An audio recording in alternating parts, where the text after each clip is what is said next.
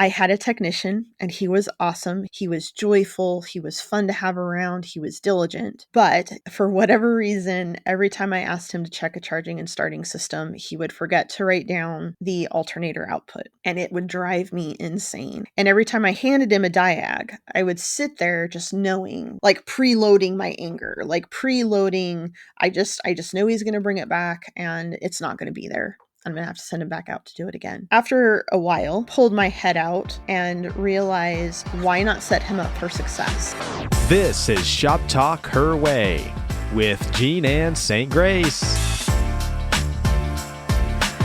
Hi, everybody. Welcome to this episode of Shop Talk Her Way with JeanAnn SaintGrace. Were you raised in the leadership school of Genghis Khan because I said so? Are those your go-to leadership skills? Maybe we need to find a way to make that better. Let's talk about that. Thank you to WorldPack for being our sponsor for this episode of Shop Talk Her Way with JeanAnn SaintGrace. I'm so excited to be here with you guys. WorldPack and the WorldPack Training Institute have a continued commitment to helping grow both technical and leadership skills and business skills in our industry. And I'm so grateful to them for sharing their resources with us to bring this to you today.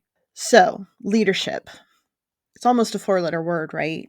And I think a lot of shop owners don't realize that the minute they put the title owner behind their name, they're going to be put into a leadership position. It's probably one of the most challenging things and roles that you're ever going to take on. And it's one thing when you're a tech in the base to be one of the guys or girls, to be on the team, to be in the team. But what happens when you become the leader of the team? I grew up in, leadership as far as like school leadership, being in school, leadership roles, being, we called it ASB, Associated Student Body. In college, taking on leadership skills. As I said before, I was,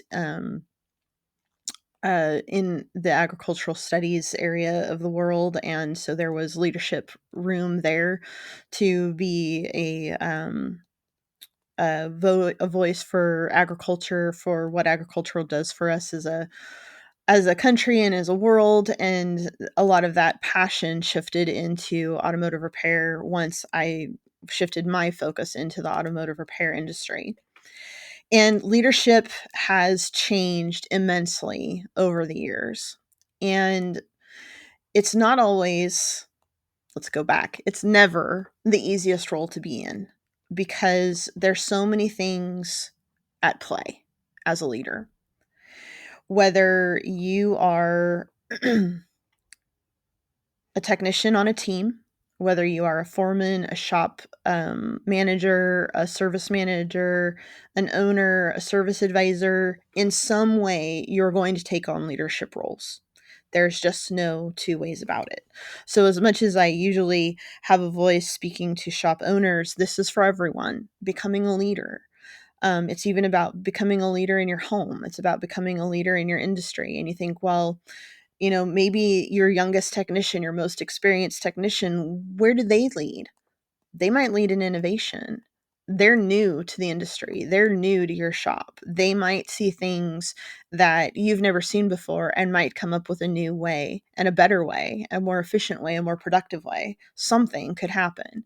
Just because they're the junior member of the team doesn't mean that they can't have good ideas about leadership because they've been led, right? So my leadership journey pretty much I was raised in the leadership school of Genghis Khan, especially around business. I'm the boss, so you will do what I tell you. I don't have to explain myself. I don't have to tell you why. I just want you to do it. And it came to me recently, another epiphany from the Jaded Mechanic. One of his guests talked about why were baby boomers and Gen Xers able to exist in a leadership school like that. And what he brought to the forefront is that both the the greatest generation, the World War I and World War II generation, who also survived the Great Depression. They were tough people, right? The parents lived through World War I, served in World War I, then they lived through the Great Depression, then they sent their children to World War II, and they sent their children to places like Korea and Vietnam and Desert Storm. And so for the bulk of the 1900s, which sounds so bad when I say it out loud, the bulk of the 1900s, the leadership style was militaristic. It was top down, authoritarian, do it because I told you to, and do it this way because I told you to. We have processes and procedures. This is how we do things.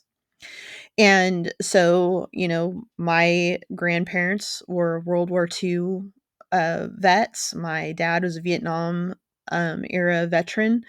And that was just kind of what we did as Xers. That's how we were raised because I said so. We didn't really need a more of a reason than that. And I should have paid more attention when I was in college because one of my mentors told me his theory on leadership is I am their leader. I must follow them. And as much as that was one of the voices in my head, the other voice in my head was just do it because I told you to, right?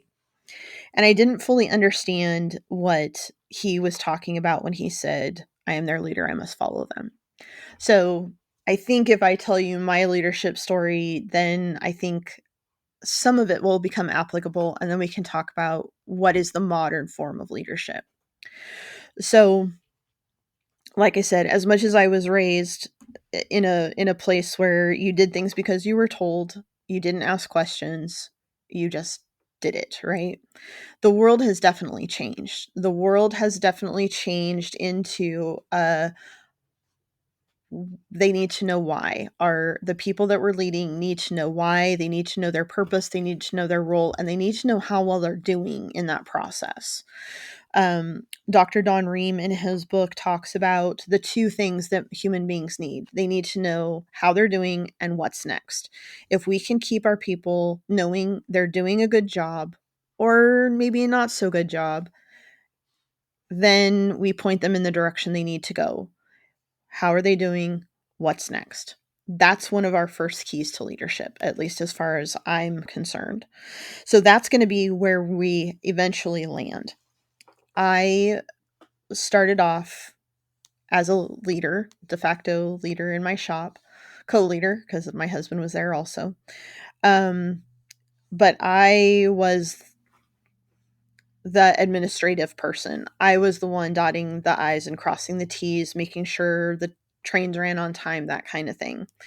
And so I was the stickler. I was the one doing the audits on their DVIs when we got them, courtesy checks when we started, making sure our notes were thorough, doing all of those things. So I was the quality control stickler. And there was part of me that wanted them just to do it because I told them to. Then there was this other part of me with that voice in my head of, I am their leader, I must follow them. And I realized that on top of our customers being so important, our team was also important, and my team's success became very important to me. I had a technician and he was awesome. He was so good at being a tech. He could tear down a timing belt and put it back together in record time. He was joyful, he was fun to have around, he was diligent. But for whatever reason, every time I asked him to check a charging and starting system, he would forget to write down the alternator output. And it would drive me insane. And every time I handed him a diag, I would sit there just knowing, either hoping this time he would do it or just knowing he wasn't, and kind of like preloading my anger, like preloading, I just know he's going to bring it back and it's not going to be there. I'm going to have to send him back out to do it again. And after a while, I pulled my head out and realized, why not set him up for success?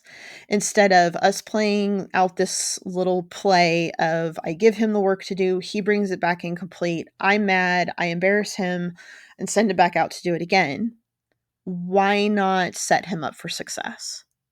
And so what I started to do was to tell him, and as I handed him that paperwork, hey, don't forget to give me that alternator output.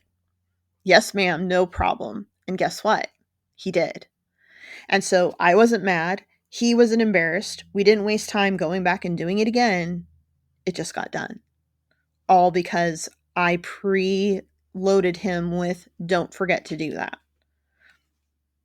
It solved all the problem. I don't think I ever had that problem with him again. Did it take a little bit of effort on my part? Yes. Did he feel like a success every time? Yes. Did I save myself a lot of anger and frustration? Absolutely did. So, if you have someone in your shop who you just know is not going to do the job the way you want them to, give them a checklist. Give them some prep. Give them something to help them succeed rather than waiting for them to fail. That would be my goal. And if you look at that from an authoritarian leadership role, it's like, well, that's a waste of time. They should just know their job. They should know the standard procedure. They should do this. They should do that. Well, they should, but some people can't. And you're asking somebody to do something your way every time. And so if we can help them find a way to do it their way and support them in doing that, then that's a better form of leadership, and it saves everybody a lot of pain, agony, and frustration and embarrassment. It also gives them an opportunity to succeed rather than setting them up for failure. So there's that. There's the morale type of situation, and also as a leader, your mental well-being. Um so there's that. There's also recognition. And I will probably tell you this story more than once, but in 2015, I was sitting in a conference and they were talking about managing millennials. The millennials were just really becoming part of the workforce at that time. And they're not wired like Xers. They're not wired like boomers. They're not motivated the way I'm going to say that we are, because I'm an Xer. And when I say we, I'm going to tell you what I mean. I grew up as an employee when I wasn't self employed, but even as a self employed person, I just wanted to show up, get my work done, keep my head done, and get the heck out of there. If I did that, I felt like I had succeeded. I'd managed not to upset anybody. I'd managed not to take anybody's attention. I just got in and got her done and got out. That's all I wanted. And my paycheck was my reward. And so when I was sitting in this conference listening to millennials who needed to be given recognition like 9 to 12 times a day, I thought to myself, and I remember this moment, it is stuck in my brain, of, I don't have time for that. And I'm really embarrassed now to think that that was my thinking, because it's like, why don't you have time to catch your team doing good things? Why don't you have time to pat somebody on the back and tell them, hey, you did a good job. Hey, thanks for taking the trash out. Hey, thanks for pulling that car out and getting it done for the customer on time. It's funny how a little gratitude goes a long ways. And it's also interesting how it affects you as a leader. Instead of looking for things that they screwed up, why aren't we looking for what they've done well and recognizing them for that? And recognizing them in front of their peers for that. If you want to shift the behaviors in your shop, then start pointing out the good stuff that they're doing. Start catching them doing things the right way or better than your way. Hey, Joe, I never thought to do that way. That was a great idea. Way to go. And then pulling the team up and saying, hey, team, Joe just figured this out. Joe, you want to tell everybody what you just figured out? Share that with the team. So now you've made them an expert. You've made Joe an expert. You've shown the team that you see them. You see them doing good things. You're not just there to catch them doing bad things. And you've shown them that anybody in and on the team can be a leader. And I encourage this across the gamut, whether you're a technician, whether you're a manager, a service advisor, or an owner. I think it's really important that we catch each other doing good things, that we see each other as more than just coworkers. We start to see our other team members as people and people who thrive under recognition. And I will tell you, as as as a Gen Xer, I'm not always comfortable when I get praised for doing the right thing, because it's like that's just what I do, right? I just do the right thing. That's what I'm supposed to do. But it does feel good to know that somebody's watching and they're willing to give you 15 seconds of their time to say, "Hey, you did a good job there." Who wouldn't like that? And for those of us who grew up with the Grinch, when his heart grew 3 sizes, our little Grinchy Gen Xer hearts grow a little bit every time we get that recognition. The millennials are already open. They're like an open cup and they need to be filled. The Gen Xers and even your younger boomers, it kind of hits and kind of slides off a little bit like Teflon. But I like to think that every time we recognize them, we're giving them a little bit of a crack, a little bit of a place for that recognition to flow in. And they might not acknowledge that it feels good, but they know it feels good. And the grumpy oldster in your shop might just crack open, and you might just see another side of them come out because they're being seen and they're being heard. They're being acknowledged for the fact that they're the mentor of the team. They've got a lot of information and wisdom that they can share that is valuable to the rest of the team. You know, how many 25, 26, 28-year-old kids, I'm going to call them kids, I'm sorry, young people have seen a carburetor or, God forbid, know how to rebuild one, or know how to go in and rebuild a transmission or an alternator or a rear end.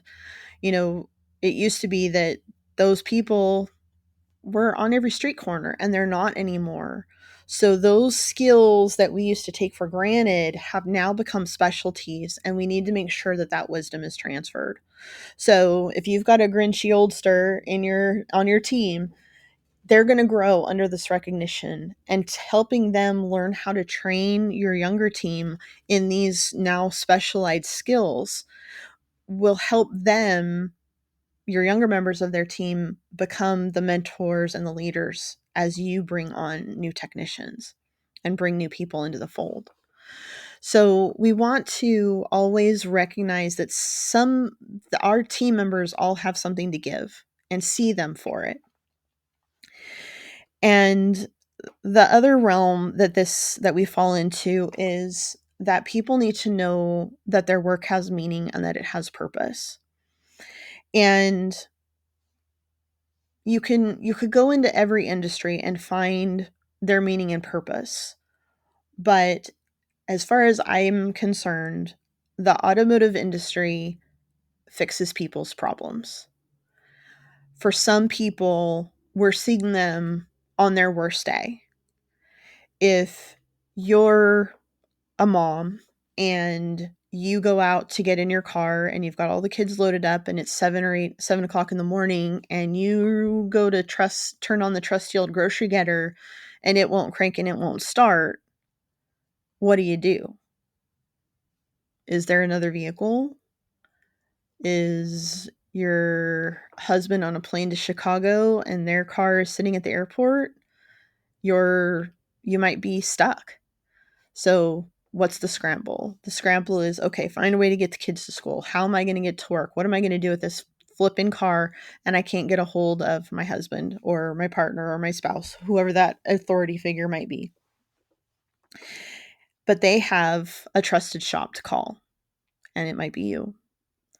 And so Mr. and Mrs. Customer calls, "Hey, my car won't start. I don't know what to do. Can you help me?"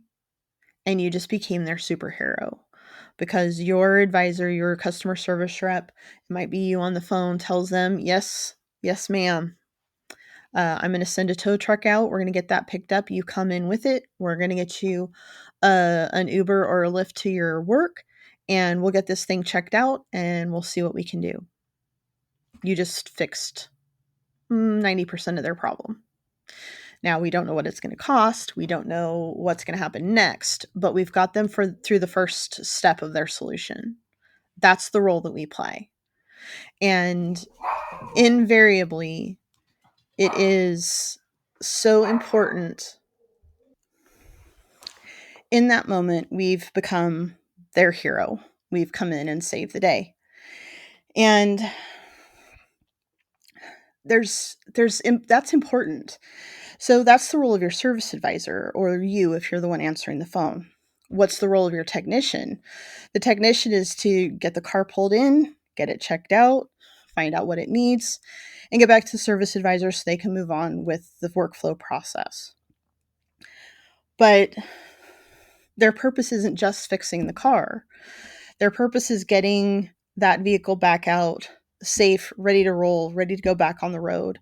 That's their purpose and their role. It's not just to fix cars.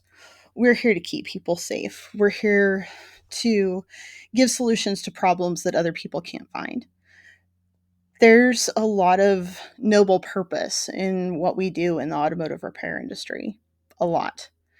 And so if we let them know the purpose, then we help them know what's next and how they're doing. So all of this goes back to that what's next and how am I doing, or how am I doing and what's next. So I encourage everyone within the shop space to show gratitude. I know it's easy in a frenzied, chaotic world that auto repair often is to forget to say thank you, to forget to say please. These little moments of gratitude, these little times when we're like, I see you as a person, I appreciate what you just did, and now I can move on with the next piece of my process, and you move on with the next piece of your process. But in that moment, we've connected, and now it's not the sales team versus the shop team, it's the team, and there's no us or them.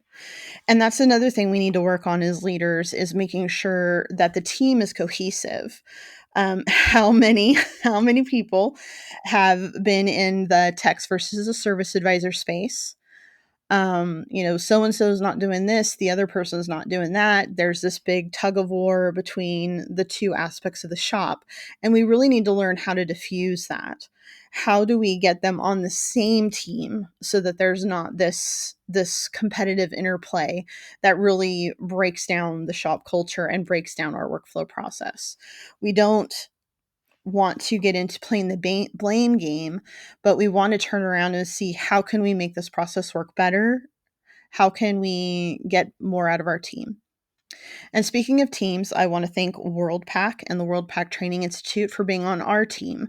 They are the very kind sponsors of this podcast, helps us bring new information, new opportunities for growth, and really wonderful products and services into our space. So I really want to thank them for their top tier technical and business training that is empowering our automotive repair professionals, for the quality product and services that they bring to us in a timely manner.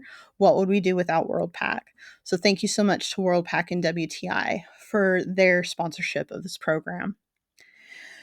So the team, beyond the walls of our shop, we have our tow truck drivers, we have our service reps, we have the countermen that we still talk to, right? As much as we've gone to online ordering, every once in a while you got to pick up the phone and talk to a counter person, and they're all on our team. And so we want to always be grateful and respectful, and show them our gratitude as well.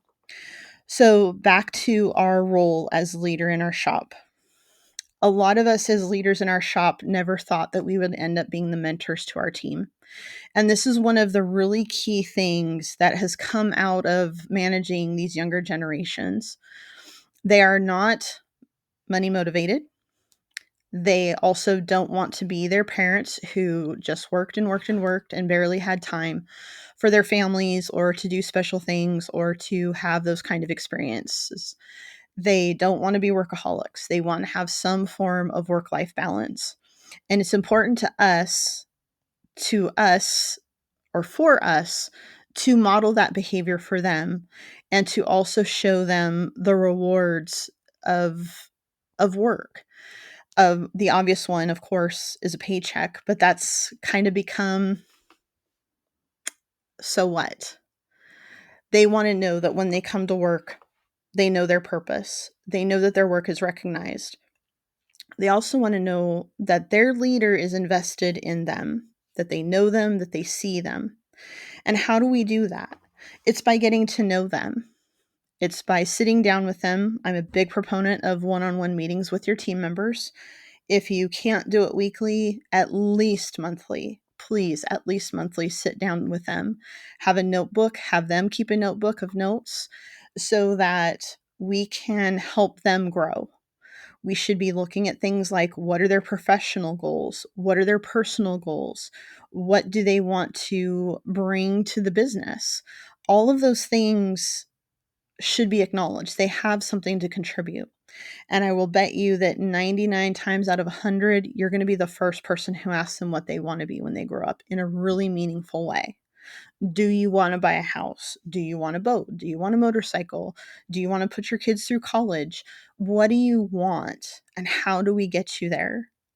I would encourage people, shop owners, to have speakers come in, put them in touch with your financial advisor, the advantages of participating in the 401k program that you provide, in a simple IRA, saving for the future, things like, um, managing their money, managing a budget.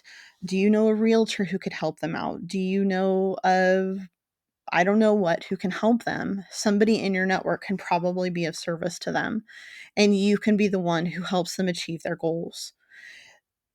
That kind of mentorship, that level of leadership is the thing that's going to differentiate your shop from the shop down the street, where they just come in, they work, and they get their paycheck. Giving them the security of a pay plan where they have money coming in, even if there's no cars. Taking them off of flat rate, putting them on some kind of a hybrid pay plan where there's both an incentive, both the security of a base pay with the incentive of production. These are the places where we need to find leadership in our shop. But the one on ones are going to be key to getting your team engaged and getting them moving. And believe me, I have heard it all. I don't want to do that. I don't have the time. And I'm going to go back to what I said at the beginning is you can't afford not to spend the time with them.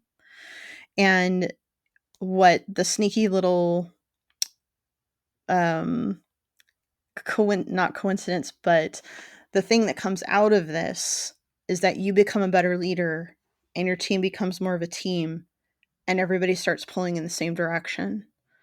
The team gets better as you become a better leader. And sometimes you're going to be the leader out in front saying, "Come on, guys, follow me." And sometimes you're going to be leading from behind, telling them, "You guys got this. I'm going to let you fall down and skin your knee. But when you skin your knee, I'm going to pick you back up. I'm going to dust you off.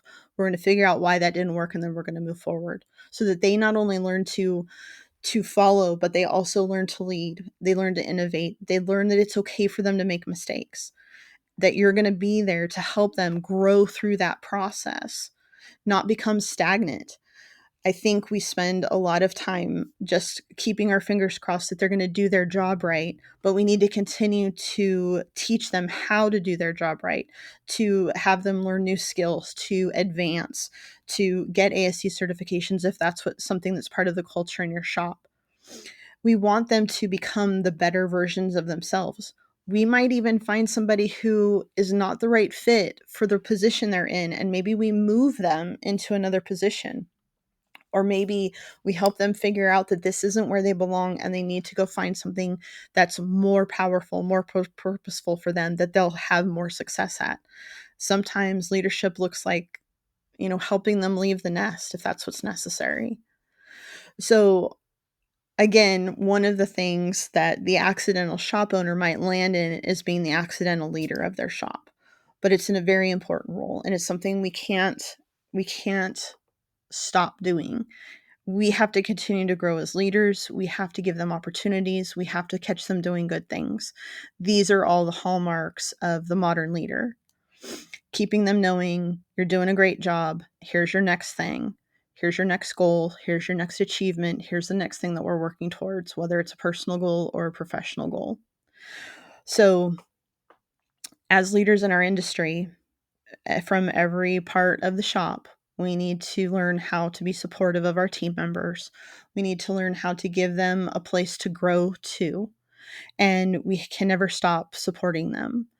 And even if your role in the shop has changed from where you're not an on site owner, that you're not there every day, still making it a priority to walk through the shop, to pat everyone on the back, to tell them they're doing a good job, to let them know you've seen their successes and you want to see them succeed more.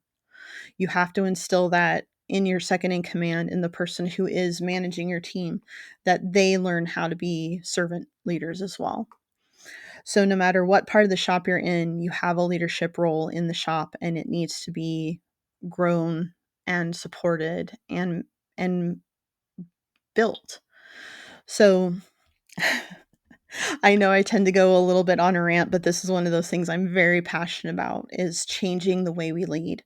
And if we change our leadership in the shop, then that filters down to our team. They become better leaders. They become better leaders in their homes. They become better leaders in their communities. They become better leaders in their peer groups.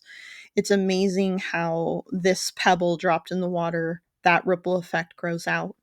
And as everyone succeeds, then more people succeed. And we shift our, not just our businesses, but our communities, and then our industry and our world. So it's not something that we can ignore. So I encourage you to share your comments and thoughts with me. If there's areas that we need to go deeper in, I'm sure that we will. There's a whole podcast on employee engagement. I'm sure there's one on how to do your one-on-ones. There's so many deeper avenues that we can travel with this, but I'd like to know your comments. Please feel free to leave them. I will answer them. I will take them to heart. And if you feel like you can share this information with someone else on your team, with someone else in our industry, and that they can benefit from it, please do that. And please also like and subscribe so that we can grow the followers for the podcast and get more of this message out. Once again, I would like to thank WorldPack for being such a wonderful partner.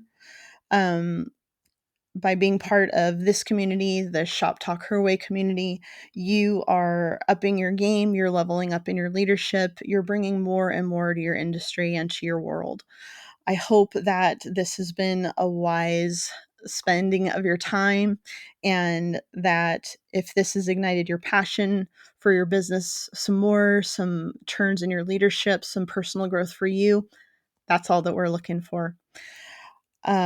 Until next time, I'm JeanAnn SaintGrace, reminding you that you are here for a reason, and you're going to stop surviving and start thriving in your shop your way.